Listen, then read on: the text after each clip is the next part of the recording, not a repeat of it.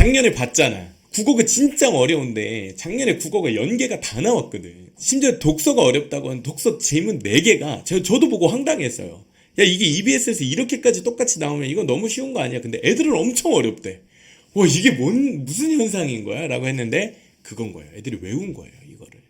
외워서 푸니까 못 풀지. 결국 저는 스키마가 핵심이라고 생각합니다. 자, 이 얘기는 무슨 얘기냐면 우리가 아니 선생님 저도 저희 애도 EBS 수특 공부했는데요. 열심히 했어요. 2번 보고 3번 보고. 근데 그럼 그 잘 이해한 친구와 잘 이해하지 못한 친구를 어떻게 구분할 수 있을까요? 여러 번 본 것이 이해하는 것인가요? 아니면 문제를 맞추는 게 잘 아는 건가요? 이렇게 볼 수 없는 이유가 애들이 답을 다 외워버려요. 답을 맞추었는가, 답을 기억하는가로는 변형 문제와 고난이도 문제를 풀 수 있는 근거가 되지 못합니다. 그러면 저는 그 이후의 차이를 EBS 수특을 제대로 공부했다면 EBS 수특에 나온 뭘 이해해야 되는 거예요? 바로 그 스키마를 정확히 이해하고 있어야 변형할 수 있다고 믿습니다. 자, 비문학의 스키마라는 거 제가 예전에 영상에서도 여러 번 얘기를 했지만 교과서에 다루는 여러 가지 어려운 용어들과 관련된 부분입니다. 근데 제가 스키마라고 하고 배경 지식이라고 하지 않는 이유는 배경은 말 그대로 있어도 배경에 깔리는 것들 그냥 있으면 내가 이게 도움이 되는 것 같은데 약간 막연하게 책을 많이 읽으면 배경 지식이 많고 독서를 잘하는 거 아닌가? 그런 거 아니에요. 진짜 거기 나온 그 단어의 뜻과 그 단어와 연결된 교과 관련 개념을 정확하게 이해하고 있는가가 스키마예요. 그 스키마는 하나의 단어로 공부하면 안 되고 하나의 체계로 학습을 해야 됩니다. 연계된 개념들이 반드시 있거든요. 그 연결된 개념은 상위 개념과 하위 개념으로 나눠지게 되는데 여기 그림을 보시는 것처럼 근데 예를 들면 운송수단의 하위 개념이 뭐예요? 버스, 기차, 비행기. 버스, 기차, 비행기의 상위 개념이 운송수단이죠. 자, 그리고 차라는 거는 한편으로는 신분의 상징이 되기도 한대요. 그러니까 너 요새 제네시스 타는구나 막 이런 거 있잖아요. 신분의 상징으로. 그리고 내국세의 수입원. 그러니까 유사한 예로는 그다음에 수출품 뭐 이렇게 등등등. 여기 밑에 가면은 이 차가 음반 양주가 되니까 맛있는 차인 것 같기도 한데 자, 어쨌든 이런 구성을 갖는다는 거 개념들이 하나의 트리 구조를 가지고 연결돼 있다라고 하는 걸 가지고 제가 스키마라고 많이 얘기를 했었고요. 올해는 어떻게 될까? 이게 이제 제 궁금함이에요. 작년에 봤잖아. 국어가 진짜 어려운데 작년에 국어가 연계가 다 나왔거든. 심지어 독서가 어렵다고 하는 독서 제문 4개가 저도 보고 황당했어요. 야, 이게 EBS에서 이렇게까지 똑같이 나오면 이건 너무 쉬운 거 아니야? 근데 애들은 엄청 어렵대. 와, 이게 무슨 현상인 거야? 라고 했는데 그건 거예요. 애들이 외운 거예요, 이거를. 외워서 푸니까 못 풀지. 본질을 이해했어야 되는데 이해한 게 아니라 외웠으니까. 이해한 줄 착각한 거죠. 그래서 애들이 학원 가면 비문학 선생님이 쭉 재밌게 이야기를 해주거든요. 그 이야기가 뭔가 재밌어. 근데 그 이야기가 재밌었던 거지 스키마를 이해하고 제시문의 본질을 이해한 게 아닌 상태가 되는 거예요. 그래서 그 둘의 차이가 발생했던 거죠. 올해 이 연계에서 출제되는 걸로 제일 중요한 문제가 딱 2개가 있습니다. 9월 모평이 중요하고요. 11월 수능 이 2가지입니다. 저는 2가지가 실험이에요. 실험 대상. 자, 그러면 먼저 실험을 한번 해봤을 거 아니에요. 제가 이거를 어떤 식으로 실험했는지 한번 얘기를 해볼게요. 우선 수능 특강의 지문을 분석을 해야 됩니다. 수능 특강의 교재에는요 1부, 2부, 3부가 있는데 실제로 연계되는 내용은 1부, 2부예요. 1부, 2부에 보시면 독서의 본질, 독서의 방법, 독서의 분야, 독서의 태도가 나옵니다. 독서와 관련된 이론적인 설명들이 나오는데 저기도 제시문이 있어요. 그 다음에 2부가 주제별이에요. 바로 인문예술, 사회문화, 과학기술, 주제통합 4개 영역이 있죠. 아까 보셨죠? 저게 연계됐다라는 거. 근데 1부도 연계가 돼요. 2부만 나오는 게 아니고 1부도 나오고 2부도 나오는 거예요. 그럼 1, 2부 다 합쳐서 제시문이 몇 개냐면은 72개 제시문이 있어요. 그 72개 중에 4개가 연계가 된다라고 보시면 되는 거예요. 아시겠어요? 72개 중에 4개가 나온다. 그러면 10%가 조금 안 되긴 하지만 아니 해볼 만한 싸움 아니에요? 그 72개 중에서는 무조건 나온다. 제가 그러니까 예언하는 거예요. 적중하는 거지. 올해는 이 72개 중에 나옵니다. 이런 식으로 적중을 할 수가 있는 거예요. 지금 이게 언제부터 이래졌어요? 작년부터 이렇게 된 겁니다. 작년부터. 작년 이전까지는 원래 어땠냐면 그래도 EBS 내고 EBS 안 나온 것도 하나, 2개가 나왔어. 근데 그게 없어지고 작년부터는 킬러 문항을 배제시켜버리니까 EBS에서 낼 수밖에 없게 된 거예요. 이게 핵심이에요. 이게 진짜 중요한 거예요. 그러니까 이거는 약간 올해의 특수 상황 같은 거예요. 작년과 올해 이어지는 특수 상황인 거예요. 이거에 대한 전략적 대비를 어떻게 하셨는지가 올해 수능 국어 점수를 10점 가까이를 바로 올려버릴 수 있는 굉장히 중요한 포인트가 됩니다. 실제로 지금 저희가 분석을 했던 결과들이에요. 이거는 저희가 직접 했던 거예요.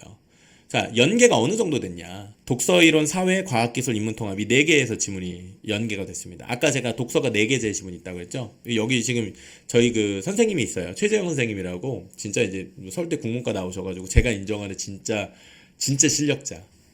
근데 최재형 선생님이 다 분석을 하신 거예요. 작년 연계 내용을. 근데 보통 여기까지 분석을 해요. 왼쪽에 있는 주제가 오른쪽에 나왔다. 보세요. 초인지 독서 이론이 수능 특강에, 그러니까 수능 특강 독서 부분의 과정으로서의 독서가 초인지 독서 이론으로 나왔고, 수능 특강의 선거식 방송 보도의 종류 특징 중에 특히 경마식 보도 부분이 이 수능에 나왔고, 수능 특강 독서에서 이상치 결측치 주제가 여기 다시 나왔고, 과학과 사회가 있죠. 그 다음에 인문통합으로 한비자 마키아벨리 통치론, 두 지문 중에 가의 한비자 도호 사상은 아예 그냥 제시문이 그대로 나와버렸습니다.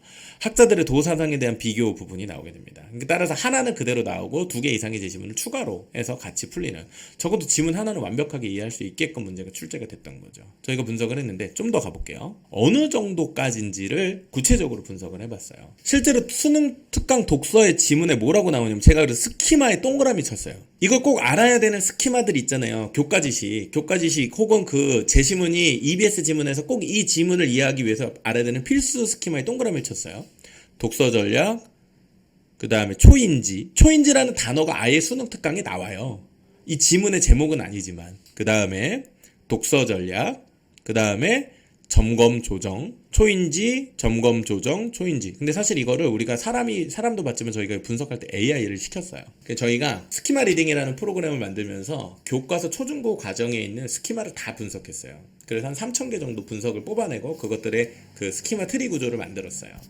그래서 그걸 가지고 지시문을 분석하게 시켜요. 그러면 도출이 되잖아요. 그러면 찾아내요. 중요하게 요게 가장 기초적인 스키마들이라는 걸. 근데 그거를 수능국하고 비교해 보니까 일치하는 거예요. 그러면 형태는 달라 보일지언정 내용이 같은 거예요. 같은 내용을 다루는 글인 거예요. 근데 아이들이 여기서 체크가 되고 있는 이 스키마를 이해하고 있는가? 초인지라는 말. 엄마, 초인지가 뭐야? 여러분 아시죠? 요새 뉴스에도 계속 나오잖아요. 근데 애들이 진짜 초인지를 알까요? 인지를 그럼 알아야 될 텐데. 인지와 지각의 차이를 알까요? 근데 초라는 것이 무엇을 의미할까요? 뭐 이런 생각들이죠. 다 설명을 할 수 없으니까 저희가 이제 또 분석을 해볼게요. 그럼 연계가 어떻게 되냐? 제시문하고 문제를 놓고 보면은 문제는 중요하지 않아요. 왜냐면 문제는 싹 바뀌어 나와요. 문제를 보시면 안 돼요. 근데 애들은 문제를 외우는 거예요. 문제와 답을 외우는 거예요. 그렇게 EBS를 공부하니까 망하는 거예요. 제시문을 봐야 돼요. 제시문이 나오니까. 근데 애들은 제시문을 이해했다고 착각하지만 제시문을 모르는 상태에서 실제로 문항의 문제를 외워요. 그게 나는 공부한 거라고 생각해요. 그건 아무짝에 쓸모가 없어요. 제시문에 대한 이해도가 뒷받침하지 못하니까. 그래서 문제 내는 방식은 문제가 전혀 새로워집니다. 아까 보셨잖아요. 연계 문제 왜 어렵냐? 문제가 어려워서 그런 거다. 문제가 유형을 좀 뒤틀어 나오니까. 근데 제시문은 그럼 제대로 이해했느냐? 아니요. 제시문을 이해 못했다라는 겁니다. 공통된 똑같은 개념을 사용하되 그 개념을 사용하는 맥락, 그것이 응용되거나 약간의 논리적인 아이디어를 가미하면 여기서부터 애들 다 무너진다는 거예요. 그러면 공통된 개념이라고 하는 스키마에 대한 이해는 그럼 과연 올바로 하고 있는가? 라는 점부터 짚어야 되는데 대부분의 아이들이 그 부분이 되어 있지 않다. 특히 아랫등급으로 내려갈수록 그렇다. 어떻게 변형이 되는지를 보여드릴게요. 수능 특강에서는 선도표로 해당 개념을 적용 설명했어요. 자, 무슨 얘기냐면 이렇게 나왔어요. 수능 특강 교재는 이렇게 나왔어요. 위에 그래프로. 이게 뭔가 했겠어요? 안 받겠지. 근데 이거를 실제 수능에서는 어떻게 냈냐? 이상치를 포함하는 데이터 직선 L을 찾는다고 하자. 이때 사용할 수 있는 기법 하나인 A. 이거 무슨 얘기예요? 글로 풀어서 그냥 설명해 줬어요. 위에 있는 도표를 글로 설명한 거예요. 같은 내용이에요. 근데 애들은 처음 봤다고 그래요. 선생님, 근데 도표는 안 나왔어요. 야, 이 도표 내용을 풀어서 해석하는 방법을 쓴 게 이거잖아. 이렇게 되는 거예요. 이것도 구분 못해요. 안 나왔대요. 근데 이걸 이해했었으면 이걸 읽을 필요가 있었겠습니까? 같은 내용인데. 그러니 여기에 넘어진다는 거예요. 이 문제가 오답률 2등 문제였어요. 그러니 애들이 수능 특강을 제대로 공부했다는 말이 과연 사실일까요? 이 부분입니다. 실제로 이것이 과연 도움이 된다면, 그럼 이 스키마를 제대로 학습하는 게 도움이 된다면 출제 원리를 이해하는 것보다는 그냥 그 제시문을 열심히 공부하는 게 되게 중요해요. 문제를 많이 풀어보는 것보다 그 지문을 제대로 숙지하는 게 되게 중요해요. 독해 스킬을 익히려고 하는 것보다 독해에 나와져 있는 그 개념과 스키마의 소재를 숙지하는 게 되게 중요해요. 실력을 키운다기보다는 내가 일단 시간을 세이브하고 절약해서 완벽하게 수능 특강 제시문들을 이해한 상태에서 시험에 들어가는 게 유리한 입장이에요. 그럼 저희의 결론은 그거였어요. 그러면 이렇다면 스키마 학습은 유효하다. 효과가 있을 수밖에 없다. 상위권, 중위권 모두에게. 그래서 저희가 실제로는 그 과정을 검토해서 우리가 스키마 리딩을 가지고 이 올해 수능에 적용해 볼 수 있는 교재를 만들어 보자라고 저희가 몇 월에 결정을 했냐면 7월에 이걸 결정했습니다. 그러니까 좀 늦었죠. 상반기 때 했었으면 좀 일찍 했을 텐데 저희가 시간이 좀 없지만 7월부터 시작해가지고 했으니까 7월, 8월, 9월, 지금 이제 10월까지 왔으니까 4개월이나 걸렸는데, 자, 올해 이슈가 하나 있어요. 이 특이한 게 올해 지금 EBS에서 EBS 수능 연계, 그럼 연계가 되게 중요할 거 아니에요. 올해 초부터도 그래서 EBS 교재를 엄청 했는데, 또 웃긴 게 EBS가 이게 공교육 기관임에도 불구하고 저작권 문제를 엄청나게 걸기 시작합니다. 올해 초부터. 그 무슨 얘기냐면 EBS 교재 제시문으로 공부하지 못하게, EBS 교재 제시문이 실려 있는 거를 변형 교재로 만들지 못하게 했어요. 그래서 올해요, 변형 교재가 싹 없어졌어요. EBS 교재를 가지고 공부를 해야 되는데 그 교재를 가지고서 여러 번 읽다 보면 내가 이걸 학습한 게 아니라 외워지게 되니까 다른 변형으로 약간씩 바꾼 문제집을 공부하면 되잖아요. 근데 그러려면 시중에 나왔던 변형 문제집은 대부분 지문을 그대로 두고 추가 지문을 붙이거나 아니면 새로운 선지를 넣는데 이 지문 사용하는 걸 EBS에서 금지시켜버린 거예요. 올해부터.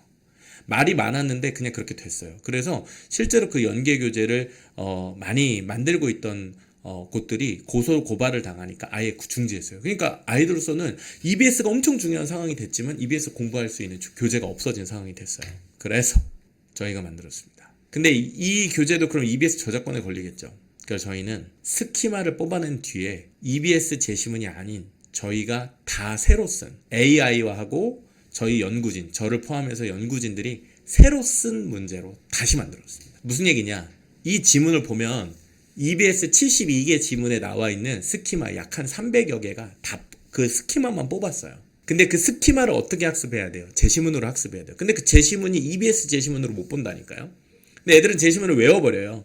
제시문을 외웠으니까 내가 다 알고 있다고 생각해요. 그럼 내가 이걸 외운 건지 이해했는지 확인을 어떻게 할까요? 여기 다 만들었습니다. 그 72개 지문을 다 분석했어요. 72개 지문을 변형 테스트로 풀 수 있는 유형으로 다 만들었습니다. 그래서 저걸 어떻게 구성을 했냐. 첫 번째는 드릴이 있습니다. 그냥 이 드릴을 푸시는 게 핵심이에요. 이거 총 3부로 이루어지는데 1부가 핵심입니다. 1부의 내용이 스키마를 이해했다면, 수능 특강을 제대로 공부했다면 빠르고 정확하게 다 맞춰야 돼요. 그렇게 만들어놨어요. 저 지문은 EBS 지문이 아닙니다. 근데 EBS 지문의 스키마가 동일한 지문입니다. 자, 삼국사기 김부식 고문체라는 것은 수능 특강에 나온 한 지문에서 뽑아낸 3개의 스키마예요. 그걸 각각의 제시문으로 만들었습니다. 그걸 읽고 문제를 딱딱딱 풀어버리면 내가 스키마를 제대로 학습했는지 바로 점검이 가능합니다. 따라서 제시문 학습에 대한 완벽한 검증이 가능하죠. 챕터 2입니다.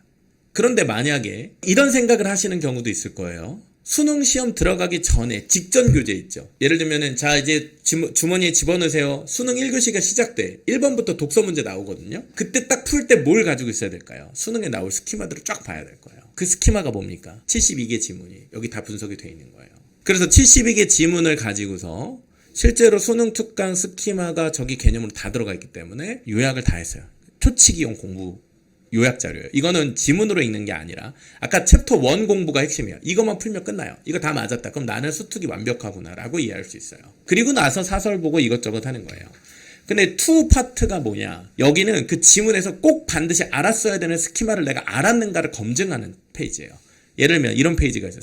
이 앞에 지문이랑 똑같아요. 아까 요거의 삼국사기 김부식 고문체인데, 그럼 삼국사기가 뭐예요? 김부식이 편찬한 고려시대의 역사서로 구삼국사를 체계화하고 유교적 역사관을 반영하여 고려의 정통성을 확립하려는 목적이 있었다. 이거를 AI가 분석해서 프롬프팅 다 했습니다. 그 다음에 저희가 대치동에 있는 저희 생각국어 국어 선생님이랑 연구팀이 다 분석해가지고 검증했어요. 그리고 이걸 내가 알았는지, 만약에 이걸 읽을 게 아니라 그럼 애들 테스트 해봐야죠. 밑에 테스트 형태가 있습니다. 테스트를 내가 풀면 돼요. OX, OX, OX 체크하면 돼요. 이게 다 나오는 거예요. 요거 체크가 되면 위에 내용들을 내가 이해했구나라는 걸 확인할 수 있게끔 만든 거예요.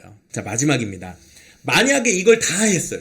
그리고 나서 추가적으로 공부하고 싶다. 저희는 사설을 안 만듭니다.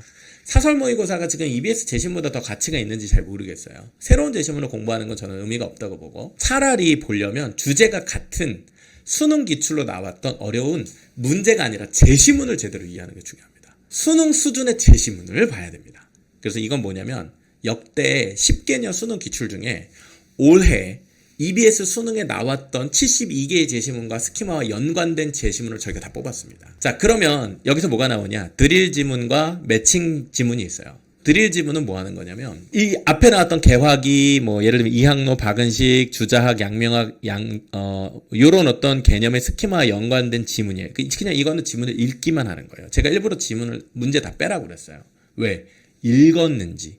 이게 글로써 이해가 되는지를 봐야 돼요. 애들 자꾸 문제풀이 하려고 하면 안 돼요.